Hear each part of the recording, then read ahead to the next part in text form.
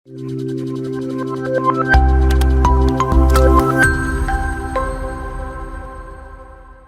Every one, എന്റെ പേര് ഭാഗ്യ. ഞാൻ ലേൺ വൈസിന്റെ സോഷ്യോളജി ഫാക്കൽറ്റി.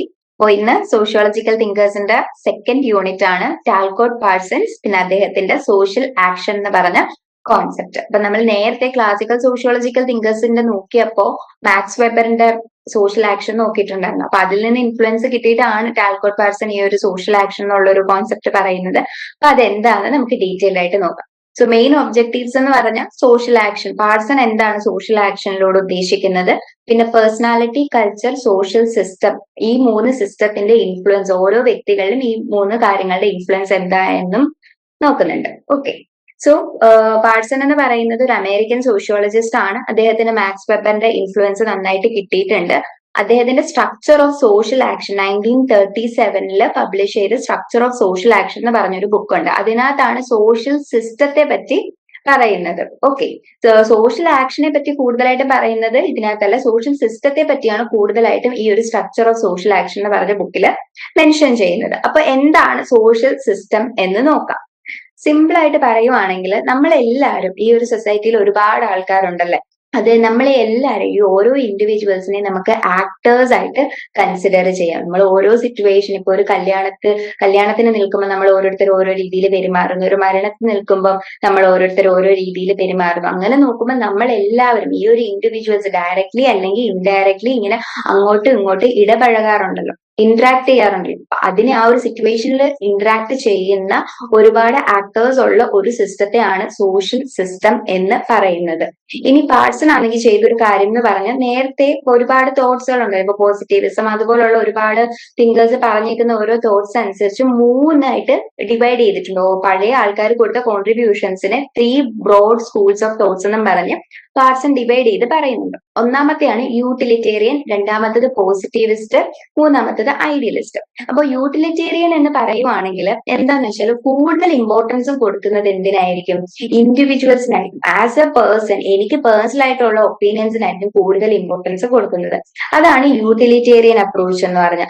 പോസിറ്റിവിസ്റ്റ് ആണെങ്കിൽ കൂടുതലും സൊസൈറ്റിക്കായിരിക്കും ഇമ്പോർട്ടൻസ് കൊടുക്കുന്നത്. സോഷ്യൽ സിറ്റുവേഷൻ എങ്ങനെയാണ്, സൊസൈറ്റി മൊത്തത്തിൽ എങ്ങനെയാണ്, അല്ലെങ്കിൽ സോഷ്യൽ ആക്ടേഴ്സ് എങ്ങനെയാണ് ബിഹേവ് ചെയ്യുന്നത് എന്നുള്ളൊരു ഓൾറെഡി നമുക്കറിയാം, മീൻസ് ഒരു പ്രെഡിക്റ്റ് ചെയ്യുന്ന രീതിയിലായിരുന്നു പോസിറ്റിവിസ്റ്റുകാരുടെ അപ്രോച്ച് എന്ന് പറയുന്നത്. ഇനി ഐഡിയലിസം അല്ലെങ്കിൽ ഐഡിയലിസ്റ്റ് എന്ന് പറയുവാണെങ്കിൽ സോഷ്യൽ ആക്ഷൻ എന്ന് പറഞ്ഞാൽ ഒരു പ്രത്യേക ഐഡിയയുടെ റിയലൈസേഷൻ ആയിട്ട് കൺസിഡർ ചെയ്യുന്നു. നമുക്ക് എല്ലാവർക്കും ഓരോ പേഴ്സണൽ ഐഡിയാസ് കാണുമല്ലോ. ഇപ്പം പാട്രിയോട്ടിസം ഒരു ഐഡിയ ആണ്, ഹോണസ്റ്റി, അതുപോലുള്ള ചില വാല്യൂസ്, നേഷൻ അല്ലെങ്കിൽ പീപ്പിളിനെ വെച്ചിട്ട് ഓരോരുത്തർക്കും ഓരോ ഐഡിയാസ് കാണും അല്ലെ.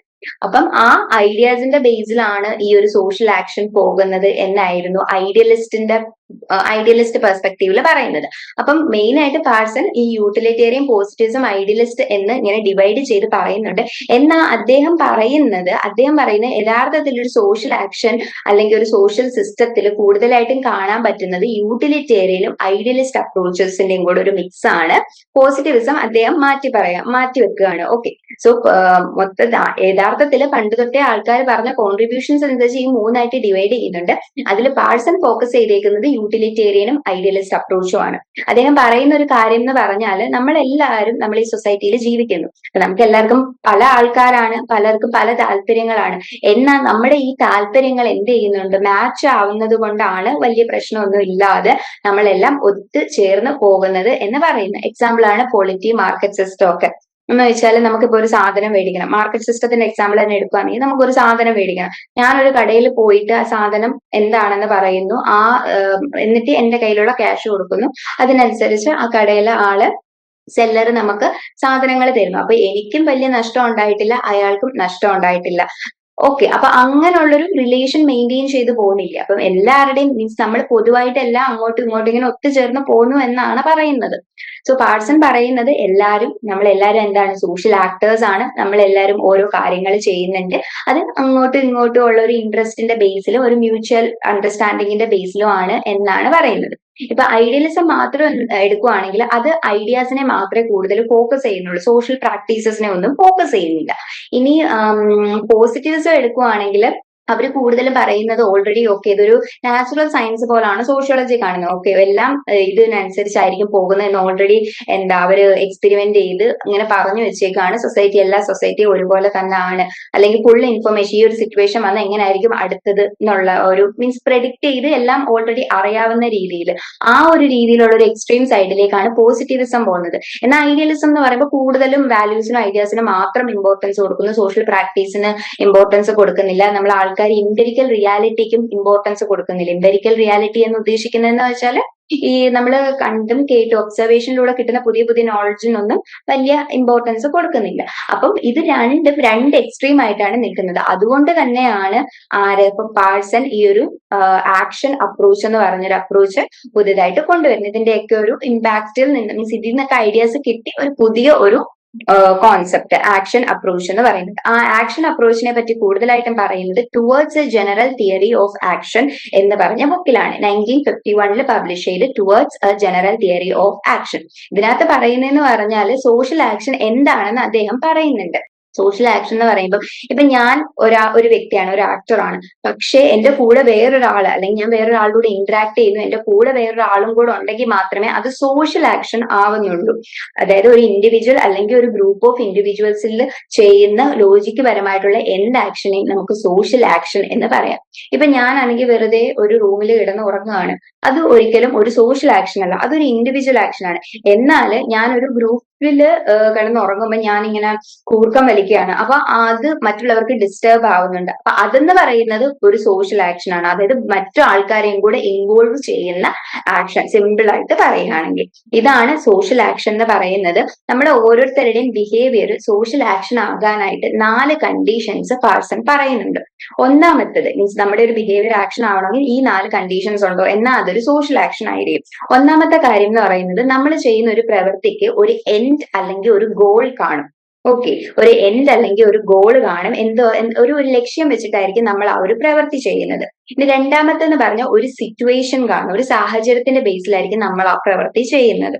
മൂന്നാമത്തത് norms and values of society പറയുന്ന ഒരുപാട് ഈ ഐഡിയാസ് അല്ലെങ്കിൽ ഒരുപാട് വ്യവസ്ഥകളുടെ ബേസിലായിരിക്കും അത് വ്യവസ്ഥകളെ ഇൻഫ്ലുവൻസ് ചെയ്യുന്നു. നോംസും വാല്യൂസും ആ ഒരു ഡിസിഷനെ ഇൻഫ്ലുവൻസ് ചെയ്യുന്നു. മൂന്നാമത്തത്. പിന്നെ നാലാമത്തെന്ന് പറഞ്ഞാൽ അത് നേടിയെടുക്കാൻ നമ്മൾ ഒരു പ്രത്യേക മോട്ടിവേഷനോ എഫേർട്ടോ എനർജിയോ എടുക്കുന്നുണ്ട്. ഇപ്പൊ ഇതിനൊരു എക്സാമ്പിൾ പറയുകയാണെങ്കിൽ ഇപ്പം ഞാനൊരു ഗവൺമെന്റ് കോമ്പറ്റേറ്റീവ് എക്സാമിന് വേണ്ടി പ്രിപ്പയർ ചെയ്യുന്നു. അപ്പൊ എന്റെ എൻഡ് അല്ലെങ്കിൽ ഗോൾ എന്ന് പറയുന്നത് എനിക്ക് ആ പൊസിഷൻ അല്ലെങ്കിൽ ഇപ്പം റെയിൽവേയുടെ ഒരു എക്സാമിനെ പ്രിപ്പയർ ചെയ്യുന്നെങ്കിൽ ആ റെയിൽവേ എക്സാം പാസ് ആവണം എന്നുള്ളൊരു ലക്ഷ്യമായിരിക്കും എനിക്കുള്ളത്, എൻഡ് അല്ലെങ്കിൽ ഒരു ഗോള്. അതിന് വരുന്ന സിറ്റുവേഷൻ എന്ന് പറഞ്ഞാൽ എനിക്ക് എക്കണോമിക്കലി ഇൻഡിപെൻഡന്റ് ആവണം അല്ലെങ്കിൽ ഫിനാൻഷ്യലി ഇൻഡിപെൻഡന്റ് ആവണം, എനിക്ക് എന്റെ ഫാമിലിയെ നോക്കണം, ഇങ്ങനെയുള്ള കുറച്ച് കാര്യങ്ങളായിരിക്കും ആ ഒരു സോഷ്യൽ ആക്ഷന് വേണ്ടി കാരണമായിട്ടുള്ള സിറ്റുവേഷൻ. പിന്നെ മൂന്നാമത്തെന്ന് പറഞ്ഞാൽ norms and values of the society. ഇത്ര ഏജ് ആയിട്ട് ഒരു ജോലിയില്ല കൂലിയില്ല എന്ന് പറഞ്ഞ് പുറത്തുനിന്ന് ആൾക്കാരുടെ എല്ലാവരുടെയും ഇൻഫ്ലുവൻസ് ഉണ്ട്. സൊസൈറ്റി നമ്മളെ ഇങ്ങനെ ചിലപ്പോൾ നല്ല രീതിയിൽ അപ്രോച്ച് ചെയ്യും, ചിലപ്പോൾ ചീത്ത രീതിയിൽ അപ്രോച്ച് ചെയ്യും. അതിനെയാണ് norms and values of society. ഇത്ര വയസ്സായിട്ടും ജോലിയൊന്നും ആയില്ലേ എന്നുള്ള ചോദ്യം എന്ന് പറയുന്നത് സൊസൈറ്റിയുടെ ഒരു നോംസ് ആൻഡ് വാല്യൂസിൽ വരുന്നതാണ്. അപ്പൊ അതായിരിക്കും ഈ ഒരു ഫാക്ടറിനെ ഇൻഫ്ലുവൻസ് ചെയ്യുന്ന നോംസ് ആൻഡ് വാല്യൂസ് എന്ന് പറയുന്നത്. പിന്നെ ഞാൻ എടുക്കുന്ന എഫേർട്ട്, ആ ഹാർഡ് വർക്ക് ചെയ്യാനും പഠിക്കാനും എടുക്കുന്ന ആ ഒരു എനർജി അല്ലെങ്കിൽ മോട്ടിവേഷൻ. അപ്പം ഈ 4 കാര്യങ്ങൾ ഇൻവോൾവ് ചെയ്യുമ്പോഴാണ് ആ ഒരു ആക്ഷൻ എന്താവുന്നത്, കംപ്ലീറ്റ് ആവുന്നത്. ഒരു ബിഹേവിയർ ആക്ഷൻ ആവാൻ വേണ്ടിയുള്ള 4 കണ്ടീഷൻസ് ആണ് ഇത് 4. ഇനി orientation of action. Orientation of ആക്ഷനെ നമുക്ക് രണ്ടായിട്ട് ഡിവൈഡ് ചെയ്യാൻ പറ്റും. മോട്ടിവേഷണൽ ഓറിയന്റേഷനും വാല്യൂ ഓറിയന്റേഷനും. അപ്പൊ മോട്ടിവേഷണൽ ഓറിയന്റേഷൻ എന്ന് പറയുവാണെങ്കിൽ നമ്മുടെ ഇൻഡിവിജ്വൽ ആയിട്ടുള്ള ഒരു കാര്യം, എനിക്ക് സ്വന്തമായിട്ട് തോന്നുകയാണ് ഇങ്ങനെ ഒരു കാര്യം ചെയ്യണം എന്ന് എന്റെ ഒരു ഇൻഡിവിജ്വൽ ഒപ്പീനിയൻ എന്നെ ബേസ് ചെയ്തിട്ട് വരുന്നതിനെയാണ് മോട്ടിവേഷണൽ ഓറിയന്റേഷൻ എന്ന് പറയുന്നത്. എന്നാൽ വാല്യൂ ഓറിയന്റേഷൻ എന്ന് പറഞ്ഞാൽ പുറത്ത് സൊസൈറ്റിയുടെ ബേസിൽ അല്ലെങ്കിൽ മറ്റുള്ളവരുടെ വാല്യൂസ് എങ്ങനെയാണ്, ഏതാണ് ശരി ഏതാണ് നല്ലത് എന്നുള്ള ചിന്തകളുടെ ബേസിൽ വരുന്ന ഒരു കൈൻഡ് ഓഫ് ഓറിയന്റേഷനെയാണ് വാല്യൂ ഓറിയന്റേഷൻ എന്ന് പറയുന്നത്. ഇപ്പൊ ഒരു എക്സാമ്പിൾ പറയുകയാണെങ്കിലും ഒരു ഡോക്ടർ ഒരു ട്രൈബൽ ഏരിയയിൽ ഒരു ഫ്രീ ചെക്കപ്പ് നടത്തുകയാണ്. അത് അദ്ദേഹത്തിന്റെ ഒരു മോട്ടിവേഷൻ എന്ന് പറഞ്ഞ് ഓക്കെ ട്രൈബൽ ആൾക്കാർക്കും ഹെൽപ്ഫുൾ ആയിട്ടുള്ള എന്തെങ്കിലും ചെയ്യണം എന്നുള്ള അദ്ദേഹത്തിന്റെ ഇൻഡിവിജ്വൽ അല്ലെങ്കിൽ ഒരു കാര്യമാണ്. അതാണ് അദ്ദേഹത്തിന്റെ മോട്ടിവേഷണൽ ഓറിയന്റേഷൻ എന്ന് പറയുന്നത്. എന്നാൽ വാല്യൂ ഓറിയന്റേഷൻ വരുന്നതെന്ന് വെച്ചാൽ അദ്ദേഹം തിങ്ക് ചെയ്യാണ് ട്രൈബൽ ആൾക്കാർക്ക് ഈക്വൽ ആയിട്ടൊന്നും കിട്ടുന്നില്ല, അവിടെ ഈക്വിറ്റി ഇല്ല, അൺഈക്വൽ ആയിട്ടുള്ള കാര്യങ്ങളാണ്, അവരുടെ റൈറ്റ്സ് കറക്റ്റ് ആയിട്ട് പ്രോപ്പർ ആയിട്ട് സൊസൈറ്റിയിൽ ചെയ്യുന്നില്ല എന്നൊക്കെ തോന്നുന്ന ഒരു വാല്യൂന്റെ ബേസിലാണ് അദ്ദേഹം അത് ചെയ്യുന്നതെങ്കിൽ അത് വാല്യൂ ഓറിയന്റേഷൻ. സോ ഈ ഒരു കാര്യത്തിൽ ഒരേ കാര്യത്തിൽ തന്നെ ഇൻഡിവിജ്വൽ അതായത് മോട്ടിവേഷൻ ഓറിയന്റേഷനും വാല്യൂ ഓറിയന്റേഷനും വരാം. ഇതാണ് ഓറിയന്റേഷൻ എന്ന് ഉദ്ദേശിക്കുന്നത്. ഒരാളെ പേഴ്സണലി എടുക്കുന്ന സെൽഫായിട്ട് എടുക്കുന്ന പ്ലാൻസിനെ ഒക്കെ മോട്ടിവേഷൻ ഓറിയന്റേഷനും വാല്യൂ ഓറിയന്റേഷൻ എന്ന് പറഞ്ഞാൽ നമ്മുടെ സൊസൈറ്റിയിലെ വാല്യൂസും സ്റ്റാൻഡേർഡ്സും എസ്തെറ്റിക്സും മൊറാലിറ്റി തിങ്കിങ്ങിനെ ഒക്കെ ബേസ് ചെയ്തിട്ട് വരുന്നതാണ്. ഇനി പേഴ്സൺ പറഞ്ഞൊരു കാര്യമാണ് സിസ്റ്റംസ്. അതായത് ഇപ്പം ഈ 3 സിസ്റ്റം മെയിൻ ആയിട്ട് പറയുന്നുണ്ട്. സോഷ്യൽ സിസ്റ്റം എന്താണെന്നുള്ളൊരു ഐഡിയ നമ്മൾ ആദ്യമേ കിട്ടിയായിരുന്നു. പക്ഷെ personality system, cultural system, social system എന്നിങ്ങനെ 3ആയിട്ട് ഡിവൈഡ് ചെയ്യുന്നുണ്ട്. അപ്പൊ ഇതിൽ തന്നെ സോഷ്യൽ സിസ്റ്റം ആണ് ഏറ്റവും ഇമ്പോർട്ടന്റ് ആയിട്ടും പേഴ്സൺ ഡിസ്കസ് ചെയ്തിരിക്കുന്നത്. അപ്പൊ പേഴ്സണാലിറ്റി സിസ്റ്റം എന്ന് പറയുമ്പോൾ ആ പേര് പറയുന്ന പോലെ നമ്മുടെ ഹ്യൂമൻ പേഴ്സണാലിറ്റി, ഇൻഡിവിജ്വലിനെ അഫക്ട് ചെയ്യുന്ന നമ്മുടെ പ്രത്യേകം ക്യാരക്ടറിസ്റ്റിക്സ് ഉണ്ടല്ലോ, അതാണ് പേഴ്സണാലിറ്റി സിസ്റ്റത്തിൽ വരുന്നത്. ഇനി കൾച്ചറൽ സിസ്റ്റം എന്ന് പറയുവാണെങ്കിൽ നമ്മുടെ ആക്ച്വൽ ബിലീഫ്സ് അല്ലെങ്കിൽ നമ്മുടെ ട്രഡീഷനെ ബേസ് ചെയ്തിട്ട് വരുന്ന ആൾക്കാരെല്ലാവരും ഒരുപോലെ പാലിക്കുന്ന ഒരുപാട് shared beliefs, values, culture, customs, rituals, പിന്നെ സിംബോളിക് മീൻസ് ഓഫ് കമ്മ്യൂണിക്കേഷൻ, ഇതിന്റെയൊക്കെ ബേസിൽ വരുന്നതാണ് കൾച്ചറൽ സിസ്റ്റം, നമ്മുടെ സംസ്കാരത്തെ ബേസ് ചെയ്തിട്ട് വരുന്നത്. ഇനി മൂന്നാമത്തെയാണ് സോഷ്യൽ സിസ്റ്റം. സോഷ്യൽ സിസ്റ്റം എന്ന് പറയുമ്പോൾ നമ്മൾ എങ്ങനെയാണോ മറ്റുള്ളവരോട് ഇടപഴകുന്നത്, ഇൻഡിവിജ്വൽസിന്റെ കൂടെ ഇന്ററാക്ട് ചെയ്യുന്നത്, അല്ലെങ്കിൽ ഒരു ഓർഗനൈസേഷൻ്റെ കൂടെ പെരുമാറുന്നത് എങ്ങനെയാണ്, അതിന്റെ ബേസിൽ വരുന്നതാണ് സോഷ്യൽ സിസ്റ്റം എന്ന് പറയുന്നത്. സോ ഇപ്പം ഞാനാണെങ്കിൽ ഒരു എക്സാമിന് വേണ്ടി എനിക്ക് പ്രിപ്പയർ ചെയ്യണം. എക്സാമിന് വേണ്ടി ഞാൻ നല്ല രീതിയിൽ പ്രിപ്പയർ ചെയ്യുവാണെങ്കിൽ അത് എനിക്ക് എന്റെ കരിയറിൽ നല്ലൊരു അച്ചീവ്മെന്റ് എത്തണം എന്നുള്ളൊരു കൺസിഡറേഷൻ ആണെങ്കിൽ അത് പേഴ്സണാലിറ്റി സിസ്റ്റം. കൾച്ചറൽ സിസ്റ്റം, മറ്റു സൊസൈറ്റിയുടെ ഇൻഫ്ലുവൻസ് ഒക്കെ എല്ലാവരും ഈ ഒരു ഏജ് ആകുമ്പം നല്ല പൊസിഷനിൽ എത്തുന്നു, അതുകൊണ്ട് എനിക്കും എത്തണം എന്ന് ചിന്തിക്കുവാണെങ്കിൽ അത് കൾച്ചറൽ സിസ്റ്റവും കൂടെ ഇൻക്ലൂഡ് ചെയ്യുന്നതാണ്. എന്നാൽ സോഷ്യൽ സിസ്റ്റം എന്ന് പറയുമ്പോൾ രണ്ടുപേര് തമ്മിലുള്ള ബന്ധം. ഇപ്പൊ ഞാൻ ഈ ഒരു എക്സാം ഇത് ചെയ്യാൻ വേണ്ടി ഞാൻ മറ്റുള്ളവരുടെ കയ്യിൽ നിന്ന് ഗൈഡൻസ് എടുക്കുന്നു, ടീച്ചർ സ്റ്റുഡന്റ് തമ്മിലുള്ള റിലേഷൻ, ഇങ്ങനെയുള്ള റിലേഷൻഷിപ്സിനെയാണ് കൂടുതലായിട്ടും ഒരു ഇന്ററാക്ഷനെയാണ് സോഷ്യൽ സിസ്റ്റം ഫോക്കസ് ചെയ്യുന്നത്. ഇനി സോഷ്യൽ സിസ്റ്റം എന്താണെന്ന് നോക്കുവാണെങ്കിൽ ഒന്ന് രണ്ടോ അതിലധികമോ ആക്ടേഴ്സ് തമ്മിലുള്ള ഇന്ററാക്ഷൻ. ഇപ്പൊ ഞാൻ എന്റെ ടീച്ചറും പിന്നെ എന്റെ ഫ്രണ്ട്സുമായിട്ടൊക്കെ ഞാൻ ഒരു കാര്യം ഡിസ്കസ് ചെയ്യുവാണെങ്കിൽ അത് എന്ത് വരുന്നതോ സോഷ്യൽ സിസ്റ്റത്തിന്റെ ഭാഗമായിട്ട് വരുന്നതാണ്. ഇന്ററാക്ഷൻ ഒരു സാഹചര്യത്തിന്റെ ബേസിലായിരിക്കും വരുന്നത്. ഒരു സിറ്റുവേഷൻ കാണുമല്ലോ, ഇപ്പൊ എനിക്ക് ഒരു എക്സാം പാസ് ആവണം എന്നുള്ളൊരു സിറ്റുവേഷന്റെ ബേസിലാണ് ഞാൻ ഇവരെ എല്ലാം കോൺടാക്ട് ചെയ്ത് അവരുടെ കയ്യിൽ നിന്നെല്ലാം ഹെൽപ്പ് വാങ്ങിക്കുന്നത്. So interaction takes place in a situation between 2 or more actors. പിന്നെ collective goal orientation or common values എന്ന് ഉദ്ദേശിക്കുന്നതെന്ന് വെച്ചാൽ നമ്മളിപ്പോ സൊസൈറ്റിയിലും ഇൻഡിവിജ്വൽസ് എല്ലാവരും ഒരു കാര്യത്തിന് വേണ്ടി ഒരുമിച്ച് വർക്ക് ചെയ്യുന്നു. ഇപ്പൊ സൊസൈറ്റി മുന്നോട്ട് പോവാനാണെങ്കിൽ നമ്മൾ എല്ലാവരും അങ്ങോട്ടും ഇങ്ങോട്ടും ഇൻഡിപെൻഡന്റ് ആണല്ലോ. ഇപ്പൊ ഈവൻ നമ്മളെല്ലാവരും അങ്ങോട്ടും ഇങ്ങോട്ടും ഡിപ്പെൻഡന്റ് ആണ്. ഇൻഡിപെൻഡന്റ് എന്ന് എത്ര പറഞ്ഞാലും എന്തെങ്കിലും ഒരു ആവശ്യത്തിന്, ഈവൻ കടയിൽ പോയി ഒരു സാധനം മേടിക്കാനാണെങ്കിൽ നമുക്ക് വേറൊരാളുടെ ഹെൽപ്പ് വേണ്ടേ? മീൻസ് അയാള് ആ സാധനം അവിടെ വിൽക്കുവാണെങ്കിൽ മാത്രമല്ലേ നമുക്ക് വാങ്ങിക്കാൻ പറ്റത്തുള്ളൂ. അപ്പം മൊത്തത്തിൽ നോക്കുവാണെങ്കിൽ സൊസൈറ്റിയിലെ ഹ്യൂമൻസ് എന്ന് പറയുന്നത് അങ്ങോട്ടും ഇങ്ങോട്ടും ഡിപ്പെൻഡന്റ് ആണ്. ഇതിൽ 2 സെൻസസ് പറയുന്നുണ്ട്. ഒന്ന് നമ്മുടെ പേഴ്സണലി നമുക്ക് എന്താ ഒരു കാര്യം, ഒരു ഗോൾ ഓറിയന്റേഷൻ, നമുക്ക് ഒരു കാര്യം നേടിയെടുക്കണമെങ്കിൽ സ്വന്തമായിട്ടുള്ള നമ്മുടെ ഒരു ബേസിക്, നമ്മുടെ ഇന്റലക്ച്വൽ അല്ലെങ്കിൽ നമ്മുടെ ബ്രെയിനിൽ മൈൻഡിൽ തോന്നുന്ന കാര്യങ്ങൾ, കോഗ്നിറ്റീവ് അല്ലെങ്കിൽ ഇന്റലക്ച്വൽ സെൻസസിന്റെ ബേസിൽ വരുന്ന കാര്യങ്ങൾ നമ്മൾ കൺസിഡർ ചെയ്യും. അതുപോലെ തന്നെ സൊസൈറ്റിയിലെ കാര്യങ്ങൾ നമ്മൾ കൺസിഡർ ചെയ്യും. ഓക്കെ, സൊസൈറ്റി എങ്ങനെയായിരിക്കും ചിന്തിക്കുന്നത്, ഞാൻ ഇങ്ങനെ ചെയ്ത സൊസൈറ്റിക്ക് എന്തെങ്കിലും പ്രശ്നം വരുമോ, അങ്ങനെയുള്ള ഒരു കൺസിഡറേഷനും കൂടെ. നമ്മൾ ഏതൊരു കാര്യം ചെയ്യുവാണെങ്കിൽ, ഇപ്പൊ ഒരു മാരേജ് ചെയ്യുവാണെങ്കിൽ നമ്മുടെ പേഴ്സണൽ ഇഷ്ടം നോക്കും, അതിന്റെ കൂടെ സൊസൈറ്റിയുടെ ഇഷ്ടവും കൂടെ നോക്കും. ചിലപ്പോൾ സൊസൈറ്റിയിൽ നിന്ന് എതിർപ്പ് വരുമെന്ന് മനസ്സിലാക്കിക്കൊണ്ടായാലും നമ്മൾ നമ്മുടെ ഇഷ്ടത്തിന് വേണ്ടി മാത്രം നോക്കും. ചിലരാണെങ്കിൽ നമ്മുടെ ഇഷ്ടം മുഖേന മറ്റുള്ളവർ എന്ത് ചിന്തിക്കും, നാട്ടുകാർ ഇങ്ങനെ പറയും അങ്ങനെ പറയും എന്ന് പറഞ്ഞിട്ട് സൊസൈറ്റിയുടെ ഇഷ്ടങ്ങൾ നോക്കും. സോ ഈ ഒരു കളക്റ്റീവ് ഓറിയന്റേഷൻ ഭയങ്കരമായിട്ട് ഇൻഫ്ലുവൻസ് ചെയ്യുന്ന 2 കാര്യങ്ങളാണ് നോമേറ്റീവ് പിന്നെ കോഗ്നിറ്റീവ്. നമ്മുടെ പേഴ്സണൽ രണ്ടും മിക്സ് ആയിട്ടാണ് ഓൾവേസ്. ഇപ്പം ഏതൊരു കാര്യം ചിന്തിച്ചാലും ഇതിൽ ഇങ്ങനൊരു മിക്സിങ് വരുന്നുണ്ട്. അതുപോലെ തന്നെ ഒരു വ്യക്തി ഒരു കാര്യം തീരുമാനിക്കുമ്പം നമ്മുടെ സിറ്റുവേഷൻ മാറ്റർ ചെയ്യും. അതായത് ഒരു സിറ്റുവേഷൻ എടുക്കുന്ന തീരുമാനമായിരിക്കത്തില്ല വേറൊരു സിറ്റുവേഷനിൽ എടുക്കുന്നത്. എക്സാമ്പിൾ പറയുകയാണെങ്കിൽ കല്യാണം കഴിക്കുന്നതിന് മുന്നേ ഒരാളുടെ കൂടെ ഒരു കല്യാണം മീൻസ് മാരീഡ് ലൈഫിനെ പറ്റി ചോദിക്കുമ്പോൾ ഉള്ള ഒരു ഒപ്പീനിയൻ ആയിരിക്കത്തില്ല ചിലപ്പോൾ കല്യാണം കഴിഞ്ഞിട്ടുള്ള അയാളുടെ ഒപ്പീനിയൻ. ചിലപ്പോൾ ഡിവോഴ്സ് ആയിട്ടുള്ള ഒരാളാണെങ്കിൽ അയാൾ കല്യാണം കഴിഞ്ഞിട്ട് വീണ്ടും കുറെ നാൾ കഴിഞ്ഞ് വീണ്ടും ഡിവോഴ്സ് ആയി കഴിഞ്ഞാൽ അയാളുടെ ഒപ്പീനിയൻ വേറെ ആയിരിക്കും. അപ്പൊ സിറ്റുവേഷൻ അനുസരിച്ച് ഓരോരുത്തരുടെ വാല്യൂസും പെർസ്പെക്ടീവ്സും മാറുന്നുണ്ട്. അതിനെ പേഴ്സൺ പറയുന്ന ഒരു പേരാണ് ഫ്രെയിം ഓഫ് റെഫറൻസസ്. ഓക്കെ, ഓരോ വ്യക്തിയെയും ഈ സിറ്റുവേഷൻസ് ഇൻഫ്ലുവൻസ് ചെയ്യുന്നു, അതിന് പറയുന്ന പേരാണ് ഫ്രെയിം ഓഫ് പ്രിഫറൻസസ്. പിന്നെ അതുപോലെ തന്നെ നേരത്തെ പറഞ്ഞ പേഴ്സണാലിറ്റി, കൾച്ചറൽ, സോഷ്യൽ, ഇത് മൂന്നും എന്ത് ചെയ്യുന്നുണ്ട്? ഒരു വ്യക്തിയുടെയോ അല്ലെങ്കിൽ ഒരു പ്രത്യേക ഒരു ഗ്രൂപ്പ് ഓഫ് ആൾക്കാരുടെയോ പ്രവൃത്തികൾക്ക് ഇൻഫ്ലുവൻസ് ചെയ്യുന്ന 3 കാര്യങ്ങളാണ് personality system, cultural system, social system. Okay, so social system എന്ന് പറയുമ്പോൾ interaction between 2 or more actors. Social action എന്ന് പറഞ്ഞാൽ മറ്റുള്ളവർ ഇൻവോൾവ് ചെയ്യുന്ന ഒരു rational action by individual or a collective group. ഇതാണ് സോഷ്യൽ സിസ്റ്റം. ഇനി നെക്സ്റ്റ് നോക്കാനുള്ളത് Parsons action frame of preferences. ഇതെന്താ ഉദ്ദേശിക്കുന്നതെന്ന് വെച്ചാൽ, ആസ് ആൻ ആക്ടർ അല്ലെങ്കിൽ ഹ്യൂമൻ ബീങ് നമ്മൾ ഒരു പ്രവൃത്തി ചെയ്യുന്നു, നമ്മുടെ താല്പര്യത്തിനനുസരിച്ച് അല്ലെങ്കിൽ നമുക്കൊരു എയിം വെച്ചിട്ട് നമ്മൾ ഒരു പ്രവൃത്തി ചെയ്യുമ്പോൾ അതിന് ഒരു അർത്ഥം നമ്മൾ കൊടുക്കാറുണ്ട്, ഒരു മീനിങ് അറ്റാച്ച് ചെയ്ത് കൊടുക്കും. അത് വെച്ച് പാഴ്സൺ ഉദ്ദേശിക്കുന്നതാണ് ആക്ഷന് ഒരു ഓറിയന്റേഷൻ ഉണ്ടെന്ന്. അതായത് നമ്മളിപ്പം ഒരു എക്സാമിന് വേണ്ടി പ്രിപ്പയർ ചെയ്യുമ്പോൾ അത് എന്തിനാ പ്രിപ്പയർ ചെയ്യുന്നത്? മീൻസ് എക്സാം നന്നായിട്ട് പാസ് ആവണം, അതാണ് നമ്മുടെ ഗോള്. പക്ഷെ ആ എക്സാം ജയിച്ചാൽ എനിക്ക് അടുത്ത കരിയറിലേക്ക് പോകാം, അല്ലെങ്കിൽ ഈ ഒരു എക്സാം പാസ്സായിട്ട് എനിക്ക് സ്കോളർഷിപ്പ് കിട്ടിയിട്ട് വേറൊരു യൂണിവേഴ്സിറ്റി പോകും. ഇങ്ങനെ പലരും പല കാര്യങ്ങളായിരിക്കും. ഒരു എക്സാം പാസ്സാവുമ്പം ഓരോരുത്തർക്കും ഓരോ ലക്ഷ്യങ്ങളായിരിക്കും. അപ്പം അതിനൊരു മീനിങ് നമ്മൾ പേഴ്സണലി കൊടുക്കാറുണ്ട്, അതായത് ആ ഒരു ആക്ടർ കൊടുക്കാറുണ്ട്. അതിനെയാണ് ഓറിയന്റേഷൻ എന്ന് പറയുന്നത്. ഈ ഓറിയന്റേഷന് കാരണമാകുന്നത് നമ്മുടെ സാഹചര്യങ്ങളായിരിക്കും. ചിലർക്ക് ഒരു എക്സാം പാസ്സായിട്ട് സ്കോളർഷിപ്പ് കിട്ടുവാണെങ്കിൽ മീൻസ് അവരുടെ എക്കണോമിക്കലി ഭയങ്കര ഇമ്പാക്ട് ചെയ്യും. ചിലർക്ക് അത് എന്തോ ഇൻഡിപെൻഡന്റ് ആവാനുള്ള ഒരു മാർഗം മാത്രമായിരിക്കും. അങ്ങനെ നമ്മുടെ സിറ്റുവേഷനെ ബേസ് ചെയ്തിട്ടായിരിക്കും ഈ ഓരോരുത്തരുടെ, ഓരോ മനുഷ്യരുടെയും, ഓരോ ആക്ടറിന്റെയും ഓറിയന്റേഷൻ നിൽക്കുന്നത്. ഈ സിറ്റുവേഷൻ എന്ന് പറയുന്നതാണ് ഏറ്റവും ഇമ്പോർട്ടന്റ് ആയിട്ടുള്ളത്. ഈ സിറ്റുവേഷൻ തന്നെ 2 കാറ്റഗറീസ് ആയിട്ട് പറയും, സോഷ്യലും നോൺ സോഷ്യലും. സോഷ്യൽ എന്ന് പറയുകയാണെങ്കിൽ നമ്മുടെ തന്നെ ഒരു പേഴ്സണാലിറ്റി, ആസ് ആൻ ഇൻഡിവിജ്വൽ നമുക്ക് എല്ലാവർക്കും ഓരോ ക്യാരക്ടറിസ്റ്റിക്സ് അല്ലെങ്കിൽ ബിഹേവിയറിനെ ബേസ് ചെയ്തിട്ട് ഒരു പേഴ്സണാലിറ്റി ഉണ്ടല്ലോ, അതിനെയാണ് സോഷ്യൽ ഒബ്ജക്ട്സ് എന്ന് പറയുന്നത്, അല്ലെങ്കിൽ സോഷ്യൽ സിറ്റുവേഷൻസ് എന്ന് പറയുന്നത്.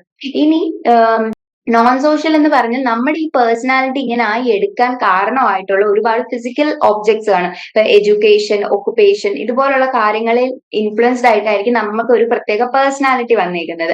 അതിനെയാണ് നോൺ സോഷ്യൽ ഒബ്ജക്ട്സ് എന്ന് പറയുന്നത്. സോ ഇതെല്ലാം എന്തിന്റെ ഭാഗമാണ്? സിറ്റുവേഷൻ ആണ്. ഈ സിറ്റുവേഷൻ ആണ് ഒരു ആക്ടറിനെ ഒരു ആക്ഷൻ ചെയ്യാനായിട്ട് ഹെൽപ്പ് ചെയ്യുന്ന ഓറിയന്റേഷൻ എന്നാണ് പാഴ്സൺ പറയുന്നത്.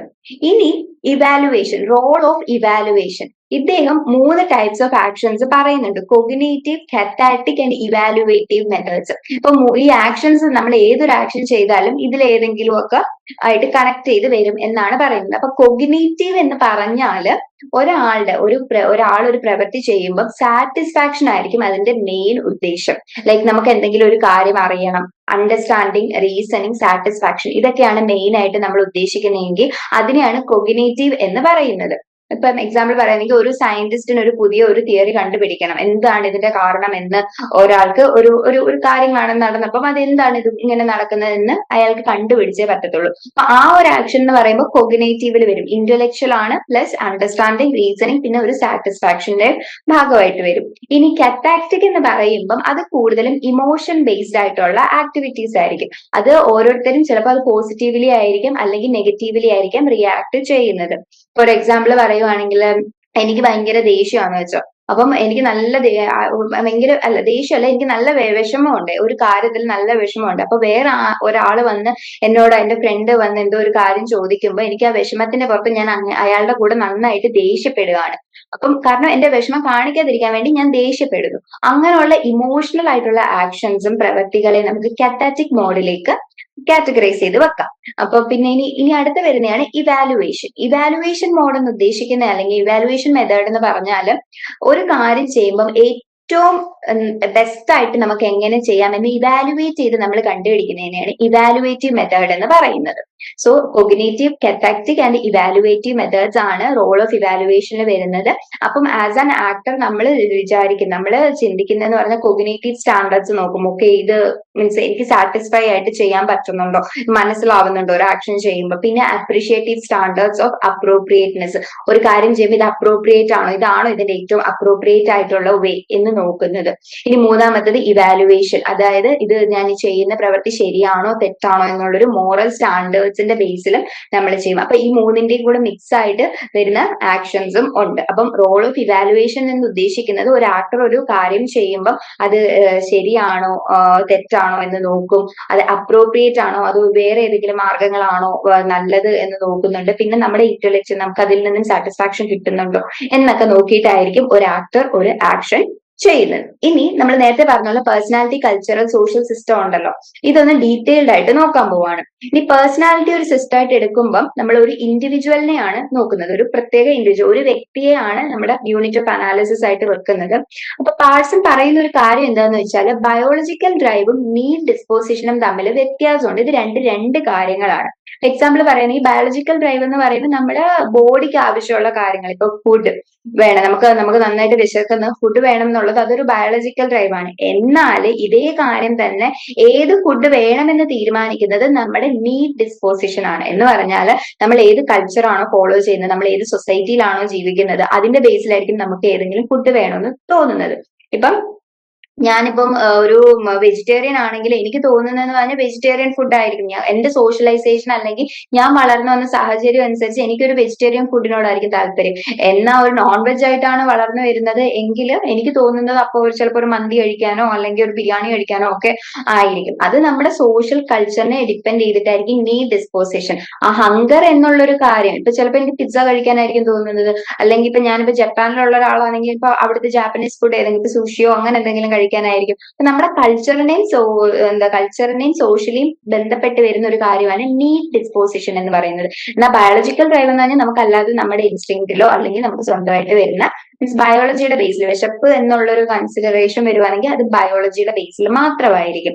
അപ്പം പാഴ്സൺ ഇങ്ങനെ രണ്ടായിട്ട് ഡിഫറൻഷിയേറ്റ് ചെയ്യുന്നുണ്ട്.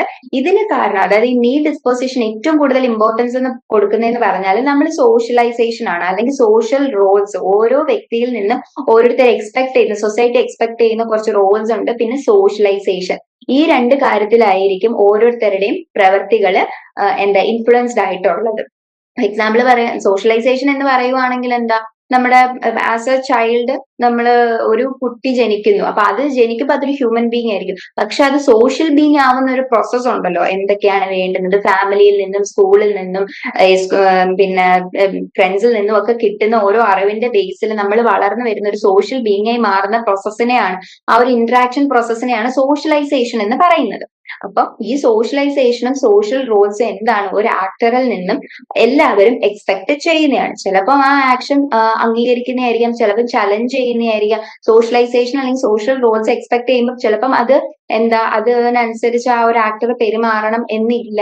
അപ്പൊ ഇങ്ങനെയൊക്കെയുള്ള കാര്യം നമ്മുടെ ഒരു ഇൻഡിവിജ്വൽ പെർസ്പെക്ടീവിലാണ് നോക്കുന്നത്, എന്ന് പറഞ്ഞാൽ പേഴ്സണാലിറ്റി ആസ് എ സിസ്റ്റം ആയിട്ട് നോക്കുന്നത്. സോ പേഴ്സണാലിറ്റി സിസ്റ്റം എന്ന് പറയുമ്പം ഇൻഡിവിജ്വൽ നമ്മളൊരു വ്യക്തി എന്നുള്ള രീതി നോക്കുവാണെങ്കിൽ അത് ഇൻഡിപെൻഡന്റ് ആണ് എന്ന ഈ ഒരു നോംസുമായിട്ടൊക്കെ ഭയങ്കരമായിട്ട് കണക്റ്റഡ് ആയിട്ട്, അതായത് സൊസൈറ്റി ആയിട്ട് നല്ല കണക്റ്റഡ് ആയിട്ട് തന്നെയാണ് പോകുന്നത്. ഇനി ഈ പേഴ്സണാലിറ്റി സിസ്റ്റം ഡിറൈവ് ചെയ്ത് വരുന്നത് 4 സെറ്റ് ഓഫ് വേരിയബിൾസ്, 4 കാര്യങ്ങളിൽ, നാല് ഫാക്ടേഴ്സ് ഉണ്ട് ഇതിനെ എഫക്ട് ചെയ്യുന്ന. 4 ഇതിൽ നിന്നാണ് ഇത് ഡിറൈവ് ചെയ്ത് വരുന്നത്. ഒന്നാമത്തത് സൈക്കോളജി, അതായത് നമ്മുടെ മൈൻഡ് അല്ലെങ്കിൽ മെന്റൽ പ്രോസസ്സ് അങ്ങനെയൊക്കെ പറയാവുന്നതാണ് സൈക്കോളജി. ബിഹേവിയർ, നമ്മുടെ പെരുമാറ്റം എങ്ങനെയാണ്, അതാണ് ഒന്നാമത്തത്. രണ്ടാമത്തെന്ന് പറഞ്ഞാൽ ത്രൂ കണ്ടീഷനിങ്. ഒരാളിപ്പോ സോഷ്യലൈസേഷൻ ഒരു കണ്ടീഷനിങ് പ്രോസസ് ആണ്, എന്തൊക്കെയാണ് ചെയ്യേണ്ടത് അല്ലെങ്കിൽ ഇങ്ങനെയൊക്കെ.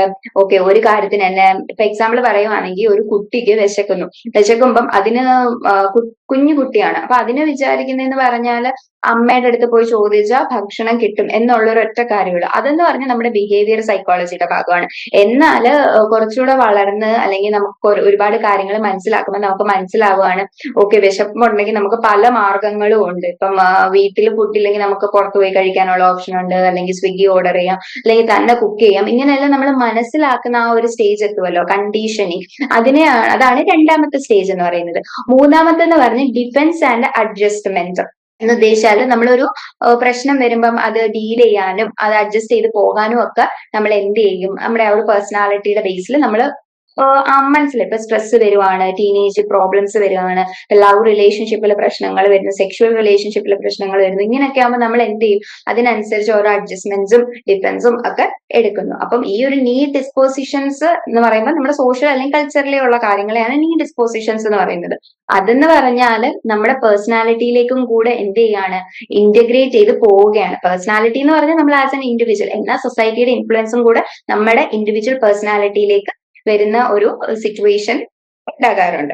ഇനി നാലാമത്തെ കാര്യമാണ് വേരിയസ് സബ് സിസ്റ്റംസ്. നമ്മളിപ്പോ ആസ് എ പേഴ്സണാലിറ്റി ഒരു സിസ്റ്റം ആണ്, എന്നാൽ അതിന്റെ കൂടെ തന്നെ നമ്മുടെ ഹാബിറ്റ്സ്, ബിഹേവിയർ, ഇമോഷൻസ്, ഇത് എല്ലാം എന്താണ്? ഓരോ സബ് സിസ്റ്റം ആണ്. ഇതെല്ലാം കൂടെ ചേർന്നിട്ടും നമുക്ക് എന്തുണ്ടാകും? പേഴ്സണാലിറ്റി ഉണ്ടാകാറുണ്ട്. So personality as A system നോക്കുമ്പോൾ സൈക്കോളജി വരുന്നു, കണ്ടീഷനിങ്, ഡിഫൻസ് ആൻഡ് അഡ്ജസ്റ്റ്മെന്റ്, പിന്നെ ഫോർത്ത് സബ് സിസ്റ്റം. ഇത് നാലൂടെ ചേരുമ്പോഴായിരിക്കും എന്താകുന്നത്? ഒരാള് ഒരു പേഴ്സണാലിറ്റി ആവുന്നത്, അല്ലെങ്കിൽ പേഴ്സണാലിറ്റി ഒരു സിസ്റ്റം ആയിട്ട് മാറ്റാവുന്നത്. പാഴ്സൺ പറയുന്ന ഒരു കാര്യം എന്ന് പറഞ്ഞാൽ എല്ലാവർക്കും അവരുടേതായ ബയോളജിക്കൽ ഡ്രൈവ്സ് അല്ലെങ്കിൽ ബയോളജിക്കൽ ആവശ്യങ്ങൾ കാരണം, ഇപ്പം ഹങ്കർ, തേഴ്സ്റ്റ്, ഇതുപോലുള്ള നീഡ്സ്, സെക്ഷുവൽ ഡ്രൈവ്സ്, ഇങ്ങനെയുള്ള പല കാര്യങ്ങളും ഉണ്ട്. പക്ഷെ ഇത് എല്ലാം ഒരു നോം ബേസ്ഡ് ആയിട്ട് എന്ത് ചെയ്യും? നീഡ് ഡിസ്പോസിഷനും കൂടെ അതിലേക്ക് ഇൻക്ലൂഡഡ് ആകുന്നു എന്നാണ്. ഇപ്പൊ ബയോളജിക്കൽ ഡ്രൈവ്സ് മാത്രമല്ല ഒരു പേഴ്സണാലിറ്റി എന്ന് പറയുന്നത്. കാരണം ഇപ്പൊ സെക്ഷുവൽ ഡ്രൈവ്സിന്റെ കാര്യം പറയാം, ഇപ്പം സെക്സ് ചെയ്യാനായിട്ട് ഒരാൾക്ക് ഭയങ്കരമായിട്ട് മീൻസ് ആ ഒരു സെക്ഷുവൽ ഡ്രൈവ് വരികയാണ്. പക്ഷേ ഇപ്പം if he or she is not married, അത് ഭയങ്കര മീൻസ് നമ്മുടെ ഈ ഒരു കേരളീയൻ സൊസൈറ്റിയിൽ അത് ഇത്തിരി പാടുള്ള ഒരു കാര്യമാണ്. അപ്പൊ സൊസൈറ്റി അറിയുവാണെങ്കിൽ അത് ഭയങ്കര പ്രശ്നമാണ്. അപ്പം അത് എന്ത് ചെയ്യും? അതും കൂടെ കണക്ട് ചെയ്തിട്ടായിരിക്കും ഏതൊരു കാര്യവും നമ്മൾ ചിന്തിക്കുന്നത്. സോ പേഴ്സണാലിറ്റി എന്ന് പറയുമ്പോൾ എന്താണ്? ബയോളജിക്കൽ ഡ്രൈവും ഉണ്ട്, അതിന്റെ കൂടെ തന്നെ ഈ ഒരു സോഷ്യൽ അല്ലെങ്കിൽ നോംസ് ബേസ്ഡ് കണ്ടീഷനുമായിട്ട് വരുന്നുണ്ട്. ഇനി വേറൊരു കാര്യമാണ് ഈഗോ എന്ന് പറയുന്നത്. ഈഗോ എന്ന് പറയുമ്പോൾ നമ്മൾ സാധാരണ പറയുന്ന ഈഗോ അല്ല ഇവിടെ ഉദ്ദേശിക്കുന്നത്. സിഗ്മണ്ട് ഫ്രോയിഡ് എന്ന് പറഞ്ഞ ഒരു സൈക്കോളജിസ്റ്റ് നമ്മുടെ ബിഹേവിയറിനെ ഈഗോ, സൂപ്പർ ഈഗോ എന്ന് പറഞ്ഞ് ഡിഫറൻഷിയേറ്റ് ചെയ്തിട്ടുണ്ട്. സിമ്പിൾ ആയിട്ട് പറയുകയാണെങ്കിൽ ഇതെന്ന് പറഞ്ഞാൽ ഇപ്പം നമ്മളൊരു ഫംഗ്ഷൻ ഇരിക്കുകയാണ്. അപ്പം ഫംഗ്ഷൻ തീരാനായിട്ട് അല്ലെങ്കിൽ ഒരു കല്യാണത്തിനോ എന്തെങ്കിലും ഇരിക്കുകയാണ്. അപ്പൊ കല്യാണം കഴിയാനായിട്ട് നല്ല സമയം എടുക്കുന്നു, നമുക്ക് നന്നായിട്ട് വിശക്കുന്നുണ്ട്. അപ്പൊ ഞാനാണെങ്കിൽ എനിക്ക് വിശക്കുന്നതെന്ന് പറഞ്ഞ് കിടന്ന് അലറി അവിടെ കിടന്ന് ബഹളം ഉണ്ടാക്കുക.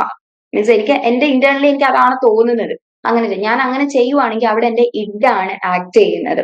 പക്ഷെ ഓക്കെ, ഇതൊരു സോഷ്യൽ ഫംഗ്ഷൻ ആണ്, എല്ലാവർക്കും ബുദ്ധിമുട്ടൊന്നും ഉണ്ടാക്കാതെ നല്ല രീതിയിൽ നിൽക്കണം എന്ന് തോന്നിയിട്ട് അവിടെ പ്രശ്നമൊന്നും ഉണ്ടാക്കാതെ ഇപ്പൊ ഫുഡ് വിളമ്പും എന്നുള്ള ഒരു രീതിയിൽ നിൽക്കുവാണെങ്കിൽ അവിടെ എന്റെ ഈഗോയാണ് പ്രവർത്തിക്കുന്നത്.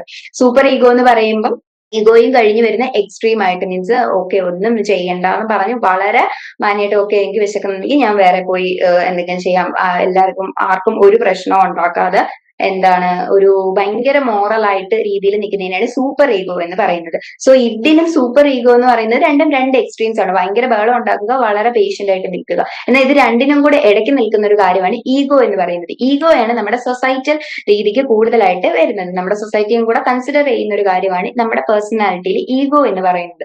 സോ ഈ ഈഗോയ്ക്കും ചിലപ്പം എന്തെങ്കിലുമൊക്കെ എന്താണ് നമ്മുടെ ബിഹേവിയറിനെ ഓൾട്ടർ ചെയ്യാനുള്ള ഒരു ചാൻസ് ഉണ്ട്. മീൻസ് നമ്മുടെ ചേഞ്ച് ചെയ്യാനുള്ള ഒരു റോൾ എന്തിനുണ്ട്? ഈഗോയ്ക്കും ഉണ്ട്. അപ്പൊ മൊത്തത്തിൽ പറഞ്ഞു വരുന്ന എന്താന്ന് ചോദിച്ചാൽ മീൻസ് ഇപ്പൊ ഈഗോ ആണെങ്കിൽ ചിലപ്പോൾ റെബൽ ചെയ്യാം, അല്ലെങ്കിൽ ആ ഒരു സിറ്റുവേഷനിൽ നിന്നും മാറാം, വിത്ഡ്രോ ചെയ്യാനുള്ളതോ അല്ലെങ്കിൽ എതിർത്ത് നിൽക്കാനോ ഒക്കെ സാധിക്കും. നമ്മുടെ ബിഹേവിയർ എന്ന് പറയുമ്പോൾ രണ്ടും കൂടെ മിക്സ് ആയിട്ട് വരുന്നത്, അതായത് ബയോളജിക്കൽ ഡ്രൈവ്സും അതിന്റെ കൂടെ തന്നെ ഈ ഒരു കൾച്ചറൽ ഇൻഫ്ലുവൻസും കൂടെ മിക്സ് ചെയ്തിട്ടായിരിക്കും ഒരു ഇൻഡിവിജ്വൽ പേഴ്സണാലിറ്റി ഉണ്ടാക്കുന്നത്. ഇതാണ് ബേസിക് പോയിന്റ് എന്ന് പറയുന്നത്. സോ ഒരു നമ്മുടെ ബയോളജി പ്ലസ് നമ്മുടെ സോഷ്യോ കൾച്ചറും കൂടെ മിക്സ് ചെയ്തിട്ടായിരിക്കും നമ്മുടെ പേഴ്സണാലിറ്റി ഉണ്ടാകുന്നത് എന്നാണ് പാഴ്സൺ പറയുന്നത്.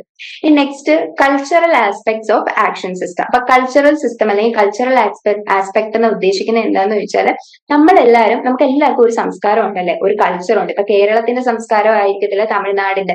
ഓരോരുത്തരുടെ സ്വഭാവവും ആൾക്കാരുടെ പെരുമാറ്റവും ഒക്കെ അതിനെ ഡിപ്പെൻഡ് ചെയ്തിട്ടായിരിക്കും നിൽക്കുന്നത്. അപ്പൊ നമ്മളെ ആൾക്കാർ തമ്മിലുള്ള ഇടപെടലുകളും ഇന്ററാക്ഷൻസും ഒക്കെ അതുപോലെ തന്നെ നിൽക്കും. സോ പാഴ്സൺ പറയുന്നത് ഈ ഒരു കൾച്ചറൽ സിസ്റ്റത്തിന് മെയിൻ ആയിട്ട് 3 കമ്പോണൻസ് ആണ് ഉള്ളത്. ഒന്ന് ഐഡിയാസ് ആൻഡ് ബിലീഫ്സ്, നമ്മുടെ ഓരോ ഐഡിയാസ്, ഓരോ വിശ്വാസങ്ങൾ. രണ്ടാമത്തത് എക്സ്പ്രസീവ് സിമ്പിൾസ്, നമ്മുടെ ആർട്ട് ഫോംസ്, അതായത് ഇപ്പൊ ഫെസ്റ്റിവൽസ്, നമ്മുടെ ഡ്രസ്സിംഗ് സ്റ്റൈൽസ്, അങ്ങനെയുള്ള കാര്യങ്ങൾ.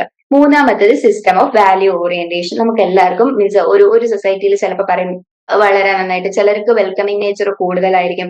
ചിലര് ഭയങ്കര ഹാർഷ് ആയിട്ടുള്ള ക്യാരക്ടറിസ്റ്റിക്സ് ആയിരിക്കും. പെട്ടെന്ന് ദേഷ്യം വരുന്ന ഗ്രൂപ്പ് ഓഫ് ആൾക്കാരായിരിക്കും. അതൊക്കെ നമ്മുടെ കൾച്ചറായിട്ട് മീൻസ് ബാധിക്കുന്ന കാര്യമാണ്. അപ്പം ഇങ്ങനെയുള്ള 3 കാര്യങ്ങളാണ് പറയുന്നത്. Ideas and beliefs, expressive symbols, പിന്നെ സിസ്റ്റം ഓഫ് വാല്യൂ ഓറിയന്റേഷൻ. ഇപ്പൊ ചില കൾച്ചറിനകത്താണെങ്കിൽ അല്ലെങ്കിൽ ചില റിലിജിയനിനകത്താണെങ്കിൽ ചില മീറ്റ് കഴിക്കാൻ പാടില്ല, അങ്ങനെയൊക്കെ പറയത്തില്ലേ. അതൊക്കെ മീൻസ് അതുകൊണ്ട് നമ്മൾ കഴിക്കുന്നില്ല. ആ ഒരു വാല്യൂ നമ്മൾ ഭയങ്കരമായിട്ട് വലിയ കാര്യമായിട്ട് എടുക്കുന്നുണ്ട്. ആ ഒരു മീറ്റ്, ആ ഒരു അനിമലിനെ കഴിക്കുന്നില്ല എന്നൊക്കെ ഉദ്ദേശിക്കുന്നത് എന്താ വാല്യൂ ഓറിയന്റേഷന്റെ ഭാഗമായിട്ടാണ്. അതിന് ചിലപ്പോൾ റിലീജിയസ് ആയിട്ട് ആയിക്കോട്ടെ, അല്ലെങ്കിൽ ഹെൽത്ത് വൈസ് ആയിട്ടാണെങ്കിൽ അവരുടേതായ റീസൺസ് കാണും. അതിനെ കുറ്റകരമാണെന്നൊന്നും നമുക്ക് പറയാൻ പറ്റില്ല. അത് നല്ലതാണെന്നോ കുറ്റമാണെന്നോ ഒന്നും അല്ല. ഇവിടെ ജഡ്ജ്മെന്റൽ സാധനങ്ങളല്ല പറയുന്നത്. ജസ്റ്റ് വാല്യൂ, അവരുടെ ആ ഒരു വാല്യൂ ഫോക്കസ് ചെയ്യുന്നു എന്ന് മാത്രമാണ്. ഓക്കെ, സോ ഓരോ കൾച്ചറൽ ഇതിനകത്താണെങ്കിൽ ഓരോ ഓറിയന്റേഷൻ റിലേറ്റഡ് ആയിട്ടുള്ള പ്രശ്നങ്ങൾ വരാറുണ്ട്. ഇപ്പം കൾച്ചറൽ സിസ്റ്റം എന്ന് പറയുന്നത് തന്നെ ആ ഒരു സോഷ്യൽ ഓർഡർ മെയിൻറ്റെയിൻ ചെയ്ത് പോകാനായിരിക്കും ഓരോ ട്രഡീഷൻ അല്ലെങ്കിൽ ഓരോ കൾച്ചർ ഇങ്ങനെ ഫോളോ ചെയ്തുകൊണ്ട് പോകുന്നത്. അതുപോലെ തന്നെ ഈ കൾച്ചറിന്റെ എഫക്ട് നമ്മുടെ പേഴ്സണാലിറ്റിയിൽ വളരെയധികം ഇൻഫ്ലുവൻസ്ഡ് ആയിട്ട് വരുന്നുണ്ട്. അപ്പൊ പേഴ്സണാലിറ്റി സിസ്റ്റത്തിലും ഈ ഒരു സോഷ്യൽ സിസ്റ്റത്തിലും മൊത്തത്തിൽ എന്താണ് ഈ ഒരു കൾച്ചറൽ ആസ്പെക്ട് ഇന്റേണലൈസ്ഡ് ആണ്. ഫോർ എക്സാമ്പിൾ പറയുകയാണെങ്കിൽ ഇപ്പൊ പഞ്ചാബിലൊക്കെ ഉള്ള ആൾക്കാരാണെങ്കിൽ അവരുടെ സിക്കിസം പ്രൊമോട്ട് ചെയ്യുന്നതെന്ന് വെച്ചാൽ സർവീസ് എന്നുള്ളൊരു ഫാക്ടറാണ്. അത് വെച്ചിട്ട് അവരെന്താണ് ഭയങ്കര ഹെൽപ്പിംഗ് നേച്ചർ ആണ്. അവരുടെ കൾച്ചർ എന്ന് പറഞ്ഞാൽ എല്ലാവരും വരുന്നവരെ എല്ലാവരെയും സ്വീകരിക്കുക, നല്ലതാണ് എല്ലാവർക്കും ഫുഡ് കൊടുക്കുക, ഹെൽപ്പ് ചെയ്യുക, ഇത് അവരുടെ ഒരു നേച്ചറാണ്.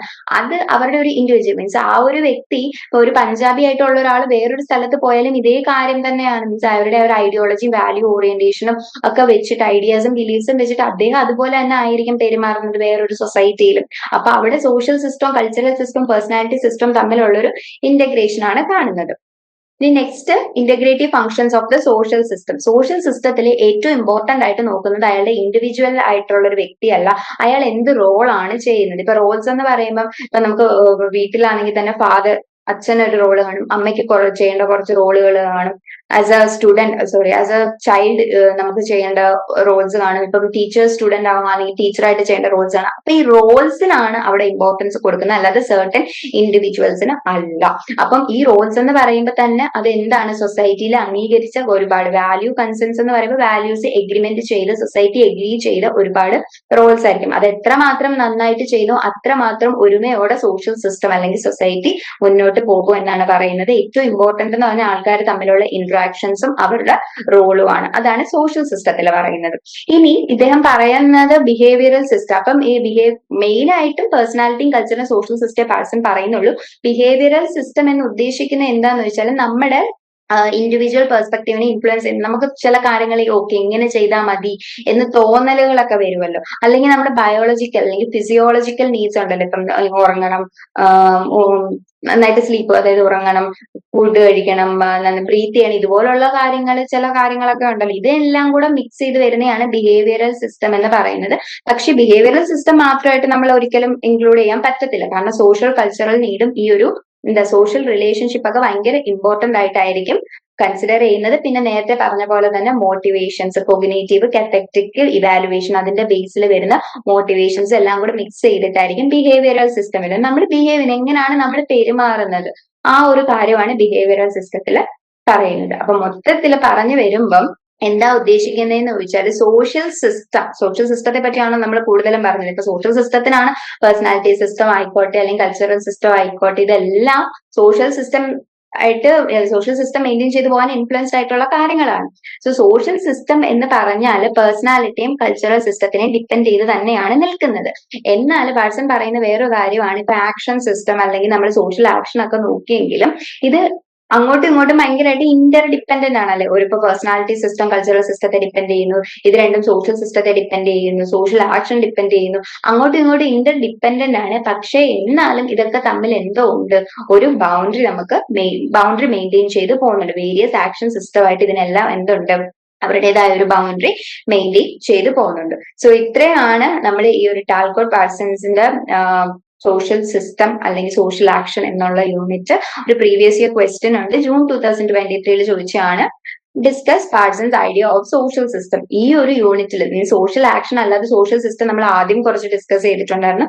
അത് കഴിഞ്ഞിട്ട് ഈ സോഷ്യൽ സിസ്റ്റം എന്ന് പറയുമ്പോൾ ഇന്ററാക്ഷന്റെ കാര്യം പറയുക, പിന്നെ നീഡ് ഡിസ്പോസിഷനും ബയോളജിക്കൽ ഡ്രൈവും തമ്മിലുള്ള വ്യത്യാസം, അത്രമാത്രം ഇമ്പോർട്ടന്റ് ആണ് സോഷ്യൽ സിസ്റ്റം എന്നുള്ള ഒരു രീതിയിൽ ഈ ഒരു ക്വസ്റ്റ്യൻ അപ്രോച്ച് ചെയ്യാവുന്നതാണ്.